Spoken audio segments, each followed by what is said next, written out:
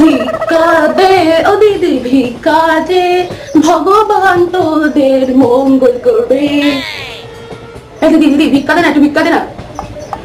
এই রে, দেখে শুনে আমার কাছেই আসতে হলো। মা তো আমাকে কলেজের যাতায়াত ভাড়া আর ক্যান্টিন থেকে টিফিন খাওয়ার টাকা ছাড়া একটা এক্সট্রা টাকাও দেয় না।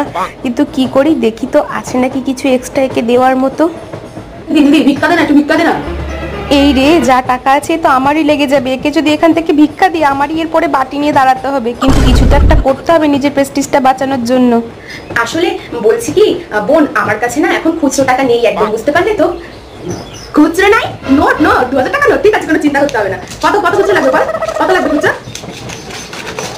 1000 টাকা? হ্যাঁ, একটা ভিখারির কাছে এতগুলো 500 টাকার নোট, এটা তো আমার সারা মাসের পকেট মানিও হবে না। এখন ওকে আমি কি করে বলি যে আসল ভিখারিটা আমি? এবার তো আমার প্রেস্টিজটা যাবে মনে হচ্ছে। না না, কিছু একটা ভেবে উপায় বের করতে হবে যাতে প্রেস্টিজটা না যায়।